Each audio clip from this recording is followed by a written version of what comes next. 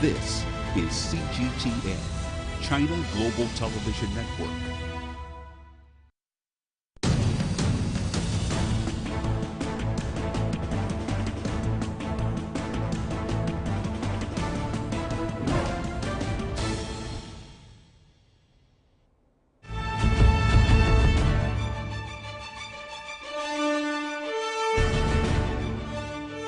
So today it's all about China's military build-up. The West sees that as a threat. Absolutely nonsense, ridiculous, Bill. You know, we were 1/3 of the world's economy during the Qing Dynasty, and yet we were ruthlessly invaded by the Europeans during the Opium War. Deng Xiaoping engineered massive military, disarmament in the wake of the Cultural Revolution. Up to 1.7 million military personnel were removed. They were retired. So you need to put this issue into a perspective and historical context to see nothing of the fact that China is fast expanding from a continental power to a maritime power. It does give a strong feeling to the United States that we're going to challenge their maritime primacy, but that's nonsense. We are the biggest contributor of blue helmet troops of the United Nations, and we are in Sudan, Somalia, Cambodia, everywhere, many parts of that. So you need to put that issue into a context. Sounds like the basis for a show then, okay.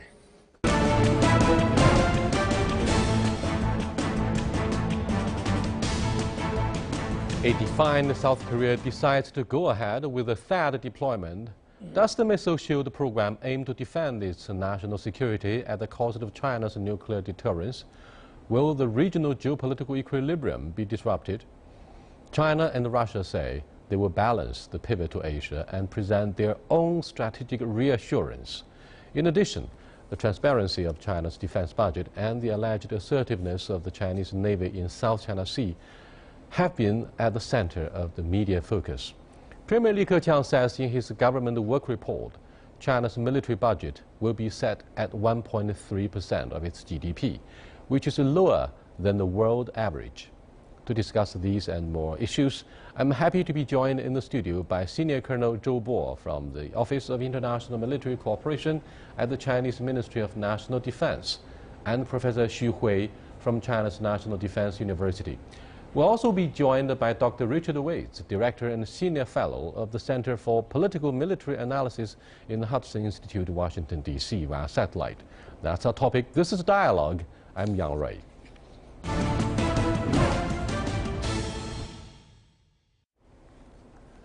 Gentlemen, do you think the chaotic politics in South Korea will exert influence on the future of a THAAD deployment?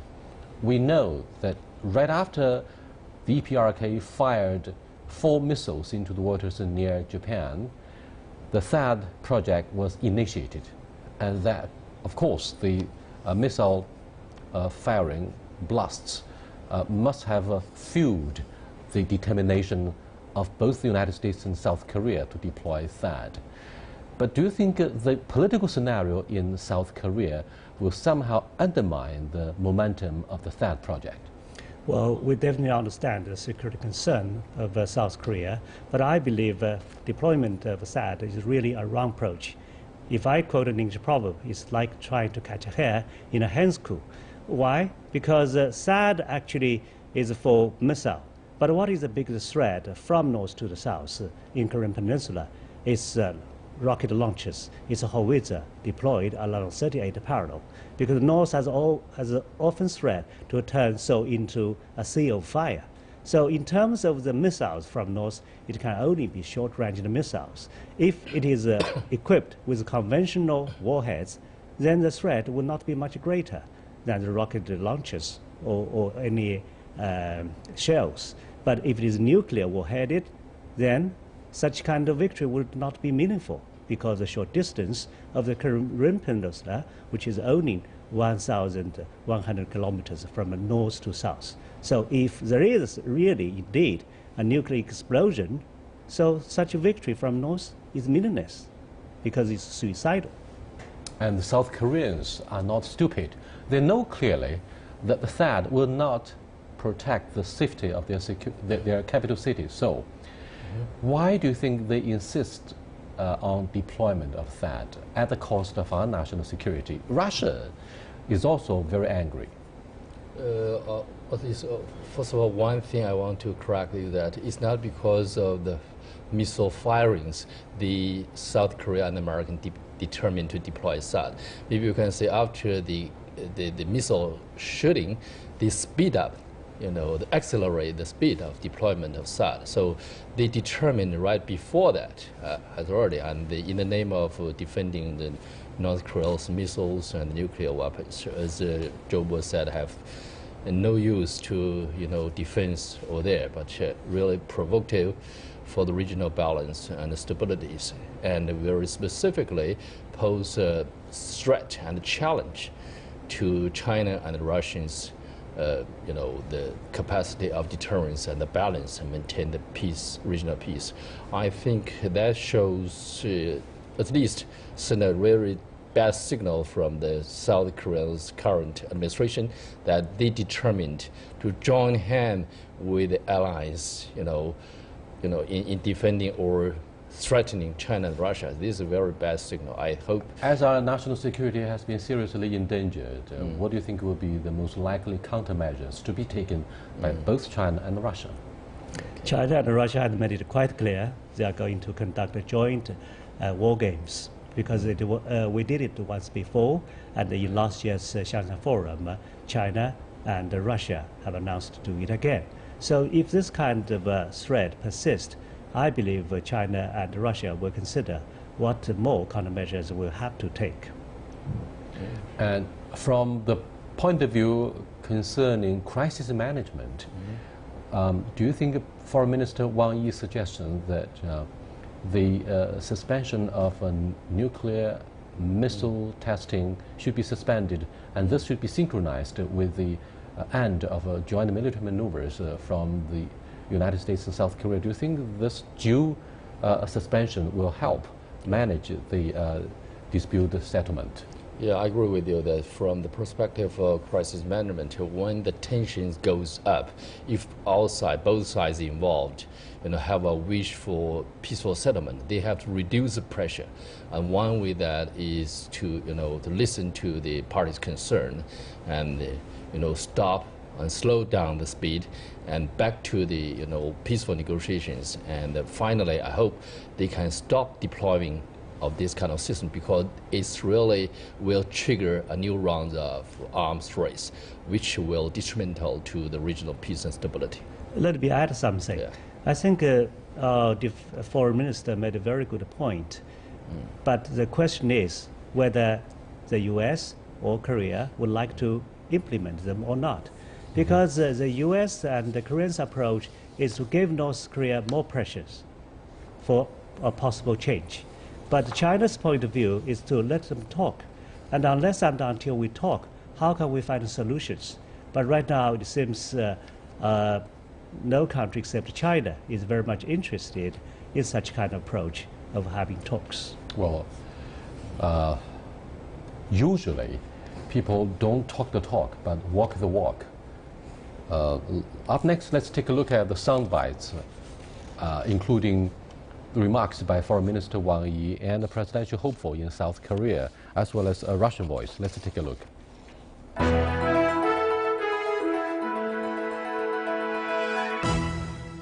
因为萨德反导系统的监测预警的范围 It's common knowledge that the monitoring and early warning radius of THAAD reaches far beyond the Korean peninsula and undermines China's strategic security. So clearly, deploying THAAD is a wrong choice. It's not the way neighbors should behave to each other, and it may very well make the ROK less secure. So we strongly advise some elements in the ROK not to pursue this course of action. Otherwise, they will only end up hurting themselves as well as others. 终止部署，不要在错误的道路上越走越远。 사드는 북핵 미사일 방어. We have to realize clearly that THAAD cannot stop nuclear missiles coming from the DPRK. How can THAAD's 48 missiles stop over 1,000 missiles from the DPRK? The north of Chungcheongbuk-do and the capital area jointly account for more than half of our population and most of our territory. THAAD can't even cover these areas, but merely increases regional military tensions. To be honest, deploying THAAD will hurt both us and China. No one will gain anything from it. The starting point of THAAD is wrong, so we have to reconsider it completely. Otherwise, our future will be gloomy, chaotic, and insecure. Поступают сообщения. According to recent reports, deployment of the US THAAD missile defense system in South Korea has begun. This means that Washington's plans to expand the geography of deployed elements of the US global missile defense system, including the Asia-Pacific region, are now being executed.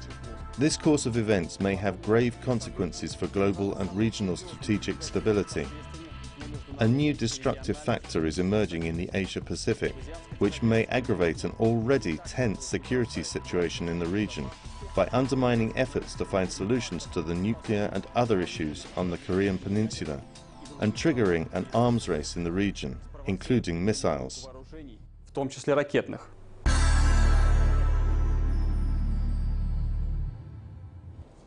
In the immediate aftermath of the deadliest September 11th terrorist attacks, the Bush administration listed the DPRK as one of the rogue states and part of the axis of evil. The understatement was very clear. Preemptive strikes could be one of the options on the table. Now, given the unprecedented scale of joint military maneuvers between the United States and its allies in Northeast Asia, do you think hostilities are likely to break out? If that should be the case, do you think the PLA stands ready to cope with such a crisis in the Korean Peninsula? Well, military exercises are nothing new on Korean Peninsula. And from time to time, South Koreans and Americans would change the names of the exercises, but they are proven to be the largest scale annual exercises on the Korean Peninsula. So it's not the first time that we are facing such a situation. As far as China's choice are concerned, we definitely are concerned with the situation in the periphery, and we have to prepare for the worst. But still, it's our best hope that such kind of things will not go out of control. So it is just our hope. As to what will really happen, we have to wait and see. If we go back to why the Korean War broke out in 1950, what kind of lessons can we draw to nip it in the bud in terms of crisis management? I believe all parties concerned in the Korean War, the first bloody regional conflict, involved so many major militaries, it's indeed a wake-up call for the United States and China. So what can be done to prevent a repeat of such tragedy? I think there are two fundamental lessons we can learn from the Korean conflict in the 1950s. Number one is miscommunication and misperception between the parties, especially between major powers. And so that's why some scholars call that war is an inadvertent war. That means both sides would not like to be involved in war, but finally they failed to prevent that. So sending signals is very important. And that's why I always advocate that, urge North Korea have to realize that your missile launching and nuclear tests not only violate United Nations resolution, but also a threat to China's national interest. And for the South Koreans, the deployment of the THAAD system not only cannot help yourself prevent the North, but also, at the same time, you will, make your friend, China, as your enemies, because it's detrimental to China's security, realities. And the second lesson is that the war is bloody. Nobody is a winner. So I think we should have the wisdom. I agree with the South Korea's candidate that he realized the danger of the deployment of THAAD. I hope they will be, have some change, make some difference. We did assist the North Koreans during the bloody war. However, many in the mainland today are wondering aloud if we could still exercise any real influence on the decision-making in Pyongyang, the DPRK. Having said this, James Mattis, the Secretary of Defense from the United States, visited their two allies, South Korea and Japan, right after taking office. And Rex Tillerson, Secretary of State, will be coming on April the 18th to allegedly lay the groundwork for a summit meeting between President Donald Trump and his Chinese counterpart. Do you think diplomatic solutions will be among the most viable on the table? To what degree do you think the United States is ready to cooperate with China in finding a solution to the crisis here? Well, these are really difficult questions. Frankly speaking, Chinese approach and the U.S. approach are totally different.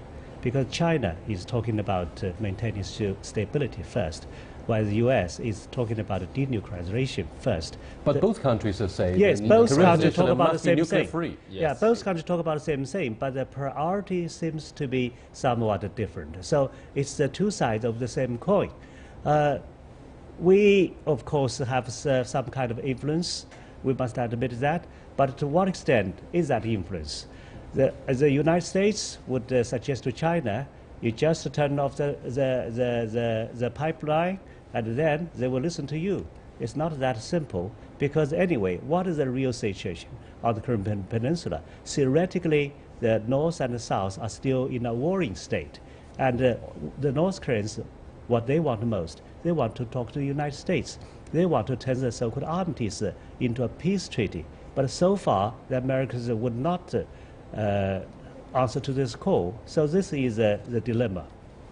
Right. The Panmunjom truce is not a peace treaty, which hopefully may guarantee permanent peace in the divided Korean Peninsula. Let me go to Richard Waits for his comments on whether a war is about to break out between the two sides.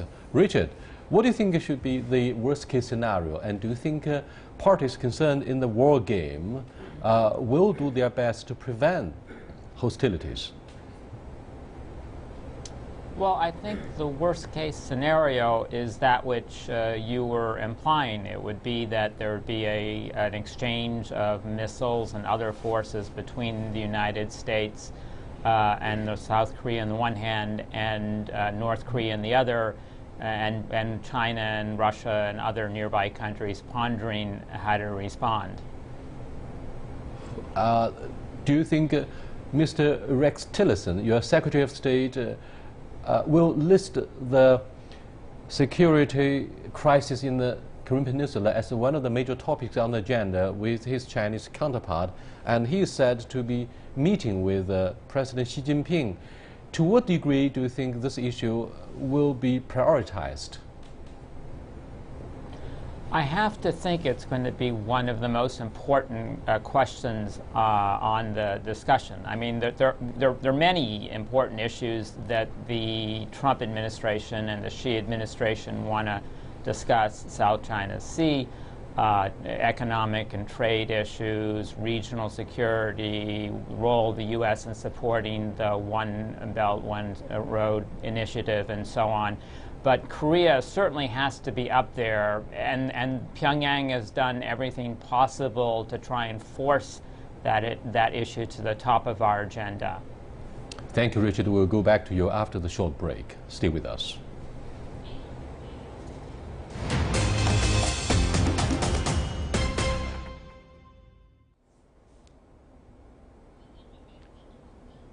Well, the Abe administration also has its own early warning system, and it has its own version of the NMD, or National Missile Defense Program.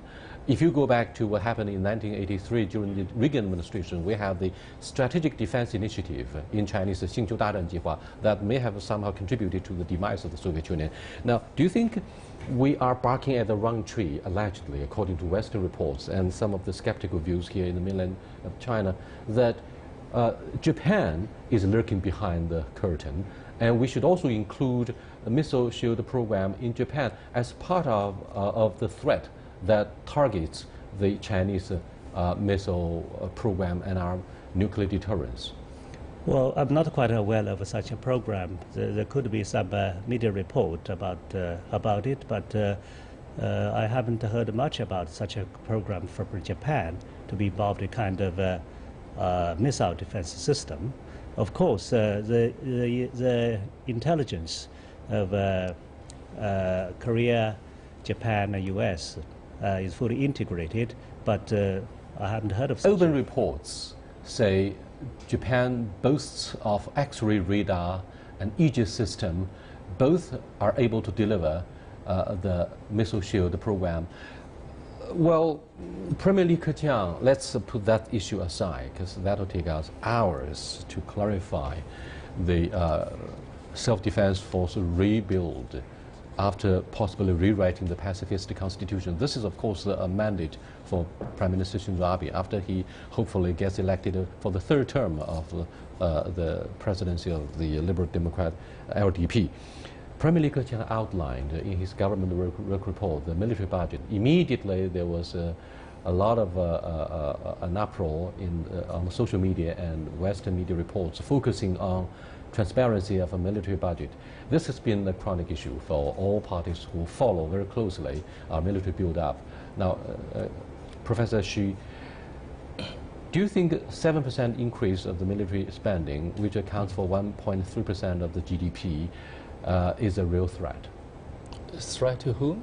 To the United States and the regional security. The U.S., the percentage of the military budget to the GDP is 3.5%.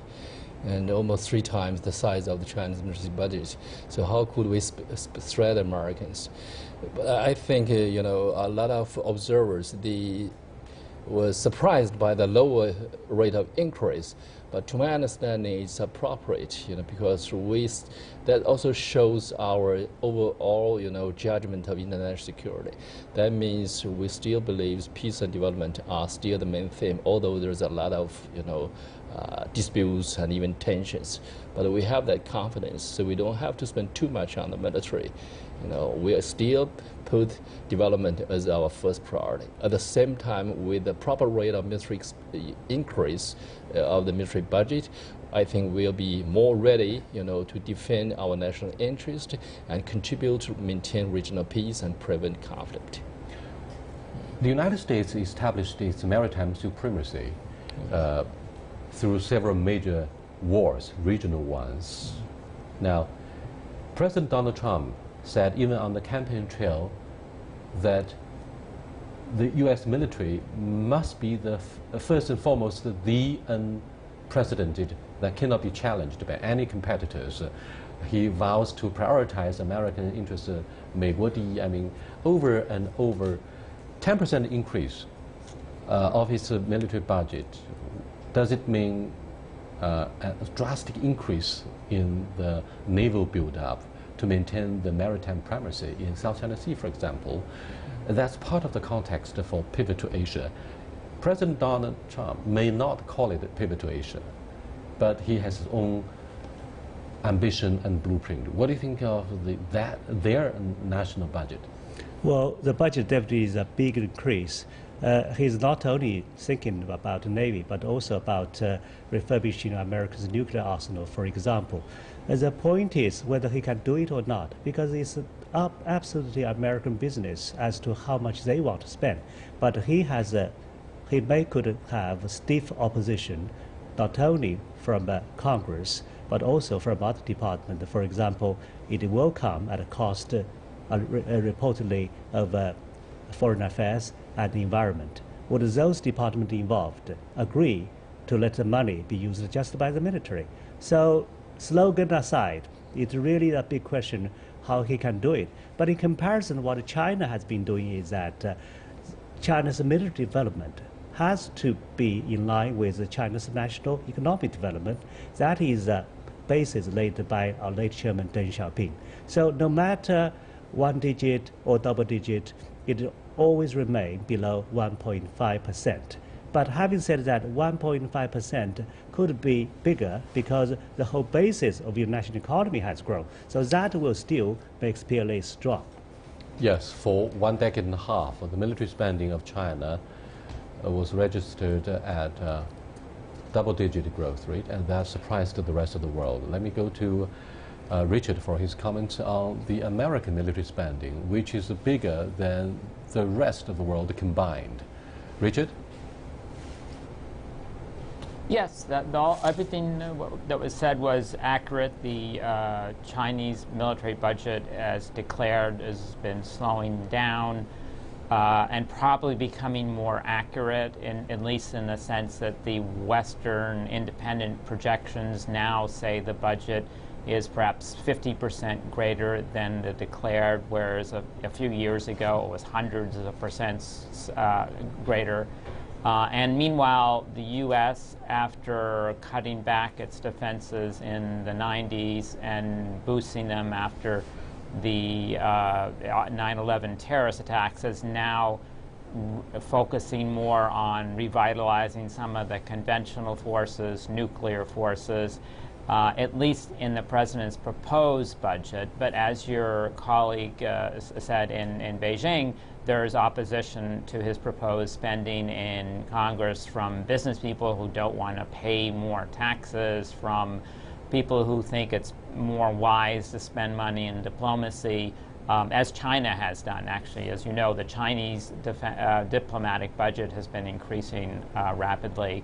And so it's still a bit early to make a solid judgment about which direction the U.S. defense spending will go in the future, and how much will go to forces that are foreign Asian contingencies, and then what does that all mean for China?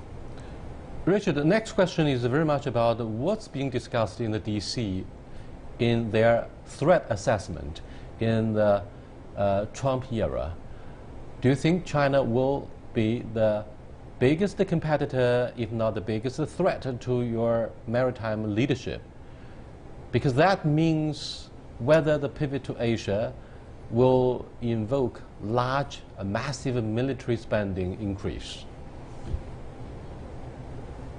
The range of threats that have been discussed in the think tanks, in the defense communities, in the presidential campaigns have focused on pretty much 5 areas. There's been it's been Russia, China, Iran, North Korea, and then terrorism. And the candidates have offered different priorities, ranked those differently. The Trump team was unusual in placing the terrorism first, then China second as long-term, and Russia at the bottom. And so we've been all wondering what are the implications of that for policy. And you can read some initiatives as aiming to achieve this. For example, the efforts by President Trump to improve relations with Russia is partly designed to get Russian support against terrorism, weaken Russian ties with Iran, but also reverse what the Trump team felt was a failed U.S. policy under Obama, sanctioning, attacking both Russia and China concurrently and driving them together. So their strategies try and weaken that tie.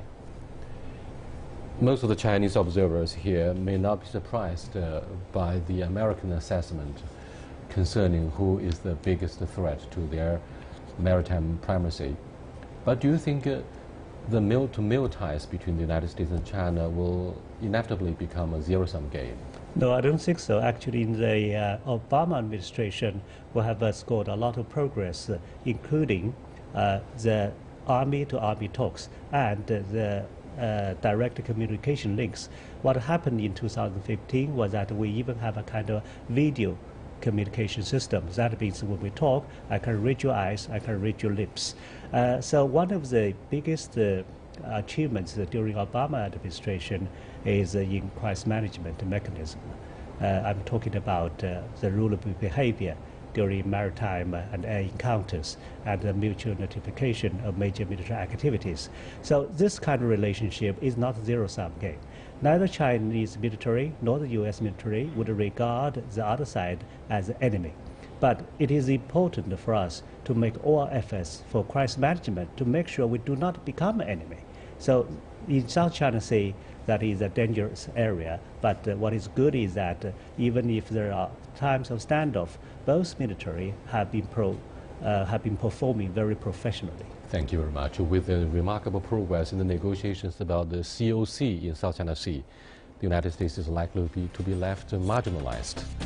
With that, we come to the end of this program. See you next time. Bye.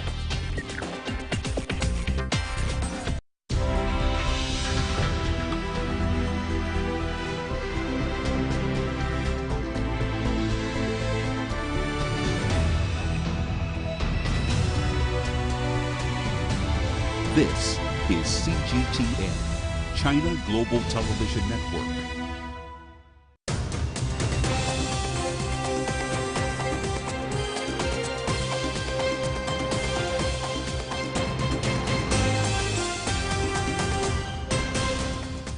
Welcome and thank you for joining us on World Today. I'm Li Chuyan in Beijing. And we begin this hour in Syria, where at least 40 people have been killed and 100 others wounded after 2 bombs went off in the capital, Damascus.